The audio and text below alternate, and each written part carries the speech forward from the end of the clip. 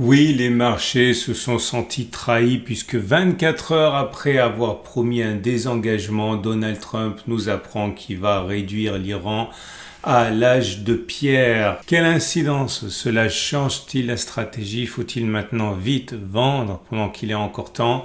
En tout cas, dans cette vidéo, on étudie ça. Il y a également une stratégie qui vous aurait permis de gagner de l'argent au regard des 30 dernières situations équivalentes. Je vous en parle plus dans la vidéo. Salut, c'est Rado, content de vous retrouver pour la mise à jour de l'analyse technique des marchés financiers. Beaucoup de choses à dire, je vous préviens tout de suite, si vous n'avez pas beaucoup de temps, c'est pas forcément la vidéo que vous devez regarder parce que ça va être long, très long, parce que un, il y a plein de choses à dire, deux, les marchés sont fermés vendredi et lundi, donc vous avez peut-être un peu plus de temps, donc n'hésitez pas à couper ça en deux. N'oubliez pas également que c'est chapitré, et pour vous rendre directement à ce qui vous intéresse, allez regarder en dessous le chapitrage, et on va commencer tout de suite par les actualités. Et c'est évidemment le discours de Donald Trump qui a occupé les esprits. Les marchés ont été extrêmement déçus en début de séance. Pourquoi? Parce que lors de son allocution, il s'est adressé à la nation ou au marché, on ne sait pas très bien. Mais là où on attendait un calendrier de retrait des troupes américaines, puisqu'il avait dit 24 heures avant que c'était fini sous 2 semaines, 3 semaines, au contraire, il a eu un discours extrêmement belliqueux, avec comme morceau choisi, on va vous renvoyer à l'âge de pierre, on va vous marteler sous un tapis de missiles, etc., etc. Et là où encore une fois on espérait un calendrier clair de retrait, on a eu un discours extrêmement belliqueux, ce qui a été interprété par les marchés comme on va encore casser plus les infrastructures pétrolières et vous allez vous remettre encore plus, vous allez encore plus avoir de mal à un retour à la normale. Surtout que dans son discours, il a clairement dit, de toute manière, faites ce que vous voulez, on n'a pas besoin du détroit d'Ormuz, nous on a tout ce qu'il faut chez nous. D'ailleurs, si vous voulez du pétrole, vous pouvez en acheter aux États-Unis. Et si Monsieur Macron ou d'autres veulent du pétrole, ils n'ont qu'à aller y aller tout seul et à sécuriser le détroit. Nous, c'est plus notre problème, et ça a été compris comme, voilà, peut-être pas une politique de terre brûlée parce que ça ne s'appliquerait pas, mais l'idée qu'on va faire le job, on va se casser et vous vous débrouillez avec les infrastructures. Donc les marchés n'ont pas aimé, d'ailleurs c'est pour ça que le pétrole a bondi de 12%. Et entraînant dans son sillage donc les marchés financiers qui ont très mal pris la chose en tout début. On va voir comment cela se manifeste sur le graphe, et petit spoiler, en fait rien du tout, mais on y reviendra plus tard. Deuxième chose, alors là c'est sur le chapitre du crédit privé qu'on suit de très près. Mauvaise news parce que Blue Owl, c'est une de ces institutions spécialisées dans le crédit privé. Je vous rappelle que le crédit privé, si vous découvrez ce format, ce sont des boîtes financières qui prêtent à d'autres entreprises, généralement à des taux très élevés, parce que c'est un peu plus risqué peut-être. Et voilà, avoir du 5, 6, 7, 8, 9, 10, 11% de rendement et de taux d'intérêt sur les prêts, c'est absolument pas exceptionnel. Bon bref, tout ça pour dire que c'est un système qui est assez sensible aux mauvaises nouvelles, et avec, on le sait, hein, des emprunteurs très liés au logiciel et à l'immobilier. Eh bien, on a un petit peu peur parce que le secteur du logiciel est menacé par l'intelligence artificielle. Le secteur immobilier est menacé par la hausse des taux d'intérêt. Je ne vais pas revenir en détail là-dessus. Et ça fait peur parce qu'actuellement, on craint que de plus en plus d'emprunteurs ne remboursent pas leur argent aux entreprises de crédit privé. Bref, Blue Owl, un des acteurs majeurs, a subi des demandes de retrait de près de 20% pour les crédits au secteur immobilier et plus de 40% pour les crédits faits au secteur des services, sous-entendu menacés par l'intelligence artificielle.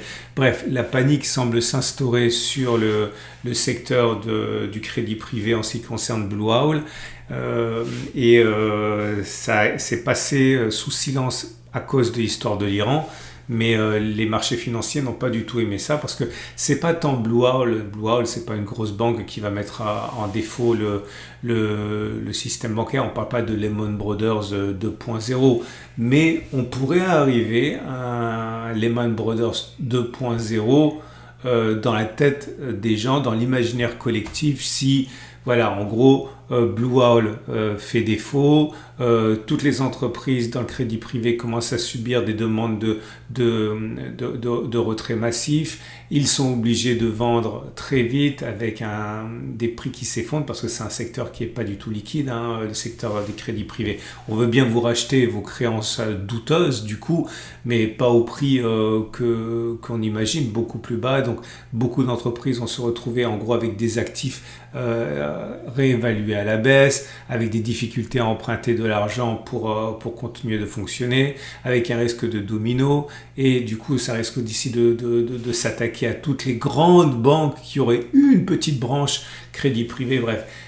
Tous les spécialistes disent non, il n'y a aucun risque, on n'est pas dans du Lehman Brothers 2.0, mais voilà, les marchés aiment bien se faire peur, et même si le scénario sur le papier existe, dans les faits, c'est un non-sujet.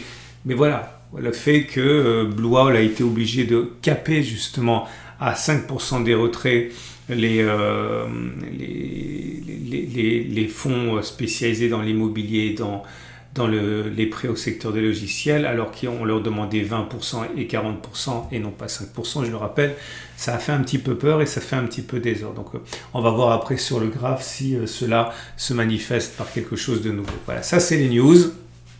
Autre chose, une dernière petite news, alors qui pour le coup est passée complètement sous silence et qui explique peut-être pourquoi le SP500 a bien réagi à la fin, c'est que le chômage US et les statistiques du chômage US ont montré une légère baisse du chômage. Et ça c'est très important parce qu'actuellement on craint justement que l'intelligence artificielle fasse énormément de chômage. Or là le chômage a baissé, ce qui tend à montrer que peut-être que ça va se produire, mais pour l'instant on ne le voit pas dans les statistiques. Et encore une fois, du coup, ça a été bien accueilli. Ça, c'est pour les news. Une fois que j'ai terminé les news, je vous rappelle que maintenant, je vais voir d'autres choses. Bref, je vais commencer de manière complètement anachronique avec un commentaire qu'on m'a mis sur ma vidéo YouTube. Je ne veux pas me moquer de qui que ce soit, hein, ce n'est pas du tout le but, mais je vais vous montrer un problème récurrent chez les traders qui peut-être sont un peu débutants. Et le mail, le message disait, bon je ne le retrouve pas mais vous le retrouverez. En gros c'était, quel dommage, tu viens de publier ta vidéo et c'est déjà caduque. En gros c'est l'idée, ou dépassé ou plus d'actualité, appelez ça comme vous voulez. Sous-entendu, pas de bol, Donald Trump vient de donner un coup de pied dans la fourmilière ou un coup de Rangers dans la mâchoire des analystes, appelez ça comme vous voulez, mais sous-entendu, voilà, ça vaut plus rien ton analyse.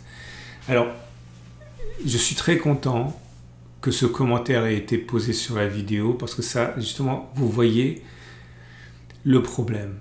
Vous savez, si je vous parle de bruit, si je vous parle de structure de marché, etc., depuis des jours, des semaines, des mois, etc., c'est pour vous inciter à faire la part des choses entre justement ce qui est un événement et ce qui n'est pas un événement, entre le bruit, le chaos et ce qui est significatif.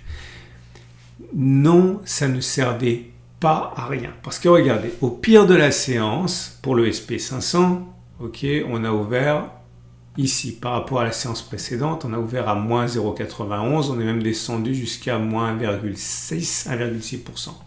Ce qui a fait dire donc à l'abonné, et encore une fois, je ne veux pas me moquer, et merci encore de regarder mes vidéos, mais ce qui a fait dire à l'abonné, voilà, ça sert à rien, c'est caduque. Non, justement, regardez, à aucun moment, la structure n'a été cassée. Si, par exemple, on avait ouvert sur une mauvaise nouvelle en dessous de ce niveau, si, suite à une bonne nouvelle, on avait ouvert au-dessus de ce niveau, là, on avait des news qui étaient susceptibles de changer radicalement la lecture de marché en cassant la structure, en sortant du bruit. Je vous rappelle que ce que j'appelle le bruit, c'est ce qu'il y a entre un plus haut et un plus bas. Bref, ok, ma structure. Tant qu'on était dans le bruit, on était tout simplement en train de d'avoir des mouvements erratiques. On aurait pu descendre jusqu'à là, on aurait pu monter jusqu'à là et encore redescendre jusqu'à là. On n'aurait rien changé à l'affaire. On aurait pu ouvrir par rapport à mon analyse à moins 3,8%, ça n'aurait rien changé. On serait encore dans le bruit. Il faut impérativement, si vous découvrez l'analyse technique, vous défaire, en particulier si vous découvrez le trading, il faut vous défaire du bruit, de l'ambiance, du ressenti, des news, etc. Et là, ce que je dis est encore plus vrai en clôture, puisque en clôture, on termine, eh bien là, regardez, plus 0,11%, alors qu'on était à un moment à moins 1,6. Vous comprenez? Ce qui était parti pour remettre à plat toute l'analyse que j'ai faite se termine en quelque chose qui n'existera même pas. Ok, dans un mois, dans 3 semaines, dans 6 mois. Qu'est-ce que c'est que cette bougie? Rien du tout. Elle n'a absolument rien changé. C'est pas comme cette bougie-ci. C'est pas comme cette bougie. Je sais pas. Je cherche une bougie qui sort de la structure, qui a véritablement apporté quelque chose de neuf. Là, c'était pas le cas. Ok, donc voilà. Ça, c'est pas la dernière fois que je le dirai, mais tentez quand même de vous en souvenir. Ok, ne paniquez pas pour rien. Tant que ça casse pas la structure, c'est du bruit. Voilà. Je suis désolé, je suis un peu lourd. Donc, notre SP500 ne change absolument rien à la situation actuelle. On est toujours sur une structure baissière avec les 66, 50, 65, 65. Si vous avez un biais baissier, eh bien oui, on peut toujours intervenir ici avec un stop de protection au-dessus, en clôture bien sûr. On peut également patienter de casser cette zone avec un stop de protection toujours au-dessus. Okay. Si vous avez un biais haussier, j'ai quelque chose qui pourrait vous intéresser. Alors, effectivement, si vous avez un biais haussier, vous pouvez acheter, mais peut-être qu'il faut attendre qu'on casse la structure, justement, pas acheter sur une bonne nouvelle comme celle-ci. Parce que je vous avais dit, justement, dans la vidéo d'avant, c'est ça qui fait que c'est croustillant. Lorsque Donald Trump a dit, allez, c'est fini, on se casse, rangez derrière vous, nous, on part comme ça. J'avais dit, il n'y a rien de neuf. Pourquoi? Parce qu'on était toujours sous la résistance qui constitue la structure. Donc, 2 séances avec une excellente nouvelle qui a pu entraîner des portes de saloon dans un sens et une mauvaise nouvelle qui a entraîné les portes de saloon dans l'autre sens, eh bien, n'aurait dû avoir a priori aucun effet sur votre trade si vous en étiez tenu à une lecture du graphe froide. Ok? Bon, la bonne nouvelle, c'est qu'on a un super signal. Alors, c'est l'indicateur le plus connu du monde peut-être avec la moyenne mobile, c'est le MACD qui vient de délivrer un signal très intéressant parce qu'il vient de croiser à la hausse. Si vous n'avez pas le MACD sur votre plateforme ou si vous n'êtes pas content de votre plateforme, vous pouvez ouvrir la même plateforme que moi, c'est gratuit, c'est PRT, vous avez un lien en dessous de la vidéo. Mais là, j'ai mis un petit filtre. J'ai mis le filtre de la M200. Pourquoi la M200? Parce que c'est reconnu par la plupart des traders comme le juge de paix entre la tendance de long terme haussière et la tendance de long terme baissière. Donc clairement, on passe au-dessus de la M200, on est en structure, en tendance de long terme haussière, on passe en dessous, on est en tendance baissière, etc. C'est le juge de paix de la tendance de long terme. Okay. Et comme vous pouvez le voir, aujourd'hui, signal là. Et j'ai regardé ce qui s'est passé les précédentes fois où on a eu un signal haussier sur le MACD. Et j'ai regardé si on pouvait viser 1 fois, 2 fois, 3 fois la distance au stop de protection positionnée en dessous des plus bas, à condition d'être sous la M200. Donc j'ai filtré par la tendance. Il faut que le signal apparaisse en tendance de long terme qui n'est pas haussière. Donc là, on achète ici aujourd'hui et on met un stop de protection en clôture sous les 4,04 ou en touchette. Il y a 1 ou 2 cas où ça a été litigieux, on a cassé en touchette mais pas en clôture, je vous laisse le choix. Moi j'ai backtesté en touchette. Okay. Donc on vise, on a fait le stop est à moins 4,04, on vise plus 4,04, plus 8,08, plus 12,12, c'est-à-dire 1 fois, 2 fois, 3 fois la distance au stop de protection. Alors je vous montre tout de suite un exemple. Ce qui nous amène à notre premier exemple qui est là. Donc on serait rentré sur cette bougie là, ici, et on met un stop de protection sous les plus bas, ici à 10,41, et on voit qu'au mieux, on a fait 29,58. Donc on a loupé à très peu de choses près 3 fois la distance stop de protection, mais on a fait 1 fois, 2 fois la distance stop de protection. Le troisième, en fait, j'ai mis une flèche pour le rouge, mais c'est pas vrai parce qu'en fait, on n'a pas déclenché le stop de protection. Il y a des chances pour qu'on y aille. En vérité, je mets rouge pour mémoire, mais on n'a pas encore l'issue de ça. Okay, ça coule toujours, mais il est plausible hein, que l'on fasse 3 fois et pas que l'on fasse un retour sur les plus bas de Mars. Hein. Je vous montre, bon là ça a très mal fonctionné, le signal a été donné sur cette bougie ici, le stop de protection il était là, et vous voyez, on est directement venu chercher le stop de protection, on n'a fait ni une fois, ni 2 fois, ni 3 fois. Là, on n'en tient pas compte parce qu'on est au-dessus de la M200. Je vous donne des exemples qui ont bien fonctionné encore. Ici, on serait rentré là, stop de protection ici. On a fait 10 fois la distance au stop de protection, etc. Bon, c'est très simple. Si vous avez l'habitude de la manière dont je travaille, vous comprenez très vite ce que j'ai testé. Et j'ai fait le test donc 37 fois. Et au bout de 37 fois, voilà les conclusions. Et c'est très intéressant. Les probabilités pour que l'on monte au moins de R1 pour débuter. Donc, quelles sont les chances pour qu'on achète maintenant et qu'on fasse plus 4 avant de faire moins 4 ? Eh bien, ça a fonctionné dans 59% des cas, ça a échoué dans 41% des cas. C'est intéressant parce qu'on aurait gagné 22 fois, on aurait échoué 15 fois. Donc, si on avait pris 100 € par trade, on aurait gagné 22 fois 100, 2200. On aurait perdu 15 fois 100, 1500. 2200 moins 1500, ça fait 700. Donc, on aurait gagné de l'argent. Enfin, 700 ou 70 ou 7000 ou 70 000, ça dépend combien vous risquez par trade. Les chances de gagner 2 fois la distance au stop de protection, donc plus 8 avant de faire moins 4. Là, c'est moins bien. On passe en dessous de 50%. C'est 43% de succès, 57% d'échec. On aurait gagné 16 fois 200, 3200. On aurait perdu 21 fois 100, 2100. 3200 moins 2100, ça fait 1100, c'est encore mieux. Mais le plus intéressant, c'est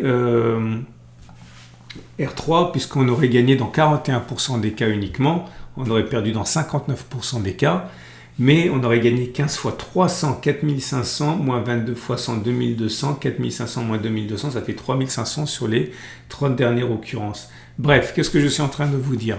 C'est qu'il semblerait, si on s'en tient compte au backtest, simplement qu'on a 60% de chance environ de faire plus 4 avant de faire moins 4. Mais attention, ok, il est plus plausible que l'on fasse plus 4 avant de faire moins 4, mais il est plus plausible que l'on fasse moins 4 avant de faire plus 8. Et ça veut dire en termes d'analyse technique, si vous préférez qu'il est plausible que l'on fasse ça, puis ça, ok, avant éventuellement de faire autre chose, on ne sait pas. Mais en termes de trading, par contre, ça ne veut pas dire qu'on ne peut pas trader R2 puisqu'on c'est rentable même si on perd plus souvent qu'on gagne. Donc je trouve que c'est intéressant pour la suite. Hein. Peut-être qu'on est en train d'assister à un rebond qui pourrait bien durer. Donc si vous voulez spéculer à la hausse, vous savez quoi faire. Hein. Vous pouvez acheter. Ok. Et puis, soit vous achetez ici avec un stop de protection en dessous, soit vous achetez maintenant, regardez du backtest, vous mettez un stop de protection en dessous et vous pariez sur la hausse. Pour le Nasdaq, c'est exactement pareil. Il n'y avait pas de quoi s'affoler au début.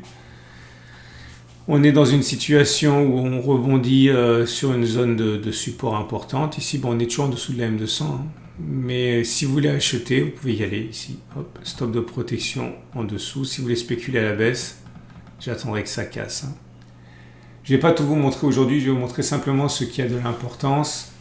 Par rapport à ce que j'ai dit en début. Donc la panique sur le crédit privé et Blue Owl, etc. Alors c'est pas bon, ça a été mal perçu, mais vous remarquerez que ça n'a pas déformé la structure. On est toujours dans le même bruit entre ce creux-là et ce creux-là pour ce Vanek qui suit le crédit commercial. Ok, donc le crédit immobilier business en fait si vous voulez. Donc c'est pas bon, mais pas de panique. Encore une fois, c'est très important pour que vous justement fassiez la différence entre les news, le bruit et la manière dont le marché accueille la chose. Et là, ça n'a pas été bien perçu, mais il n'y a rien de neuf au niveau de cet actif. J'en profite pour vous montrer également donc le crédit high yield.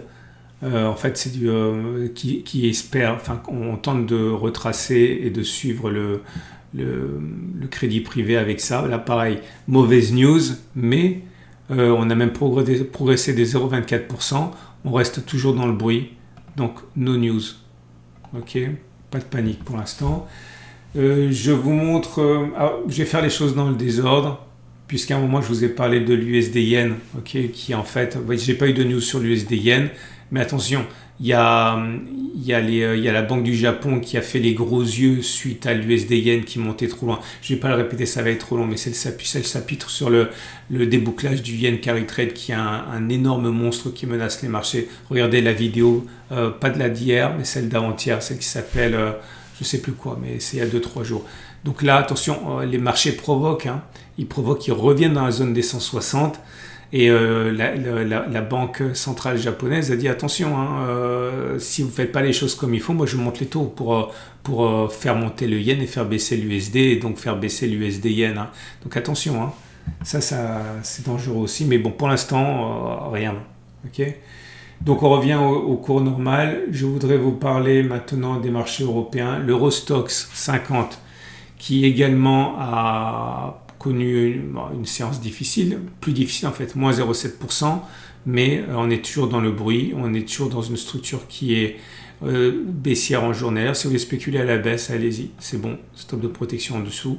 Si vous voulez spéculer à la hausse, vous avez deux solutions, soit vous appuyez sur la structure haussière une fois qu'elle aura été qu'elle sera plus baissière, soit vous pouvez parier sur le fait que la zone des 57,00, 54,60 qui est une zone de support hein, tiendra, donc vous pouvez acheter ici, stop de protection en cas de clôture sous la zone grise.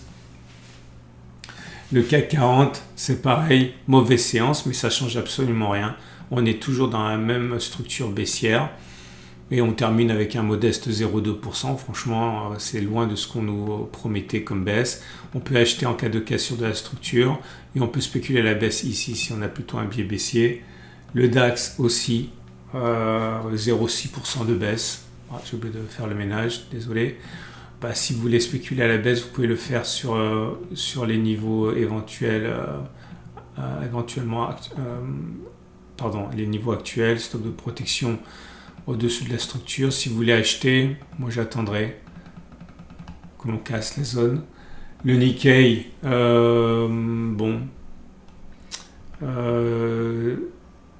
c'est toujours la structure qui décide. Je ne sais pas pourquoi j'ai oublié de nettoyer. Désolé. Donc, si vous voulez spéculer à la baisse, c'est bon là. Hein. Allez-y, stop de protection au-dessus. Si vous voulez acheter, attendez que ça casse pour ne plus être en structure baissière. On passe aux métaux précieux avec l'or. L'or qui a d'abord baissé mais qui s'est bien rattrapé. Vous pouvez acheter hein, si vous êtes haussier, stop de protection en cas de clôture sous la zone ou en cas de touchette en dessous des plus bas. Si vous voulez spéculer à la baisse, j'attendrai que ça casse. Silver, c'est la même chose, même type de trade. Si vous voulez spéculer à la hausse, eh bien, vous pouvez acheter maintenant avec un stop de protection sous les plus bas. Si vous voulez spéculer à la baisse, j'attendrai que l'on casse cette zone. Okay. Le cuivre qui propose rien aujourd'hui, rien de spécial. On est toujours dans une structure qui peut faire l'objet d'achat. Stop de protection en dessous. Si vous voulez spéculer à la baisse, attendez que ça casse. Le pétrole qui a pris 10%. Vous voyez 0 parce que c'est remis à 0 avec la journée et les jours fériés. Donc 10% aujourd'hui, si vous voulez acheter, vous pouvez. Hein. Alors, moi, je ne le ferai pas personnellement parce que stop de protection serait vachement loin. J'attendrai que ça baisse, soit que l'on revienne ici pour acheter, soit que l'on revienne encore mieux ici pour acheter. Si vous voulez spéculer à la baisse, bon courage, mais vous pouvez le faire avec un stop de protection en cas de clôture au-dessus des plus hauts. Les cryptos avec Bitcoin, bon, mon trade ne fonctionne pas pour l'instant. Mais je ne suis pas sorti, je suis encore vivant. J'ai acheté ici, on est là. C'est un bon point pour rentrer en vérité. Hein. Stop de protection en cas de clôture en dessous. Si vous voulez spéculer à la baisse, peut-être attendre que ça casse. Stop de protection dessus. Et Ethereum, même chose, même type de trade. Avec achat, stop de protection ici. Et vente avec stop de protection ici. Voilà. Je vous souhaite une excellente journée. J'espère vraiment que cette vidéo longue de Pâques vous aura apporté quelque chose. Je vous remercie infiniment pour la confiance que vous me faites à être de plus en plus nombreux à regarder ma vidéo. Ça m'honore. Si vous voulez acheter de l'or et que vous avez toujours dit non, je ne veux pas acheter parce qu'il y a trop, ça a trop monté, ben regardez un petit peu parce qu'on a bien baissé. Hein, donc c'est peut-être le moment de vous y mettre. Vous avez ma vidéo sur l'or du week-end qui arrive, la vidéo sur les cryptos aussi qui arrive, les ETF pour ceux qui en ont qu'une heure à consacrer à la bourse, c'est peut-être votre format. Excellente journée, bon week-end Pascal, bon poisson, bon agneau et bon temps passé en famille. À tout de suite pour un autre format.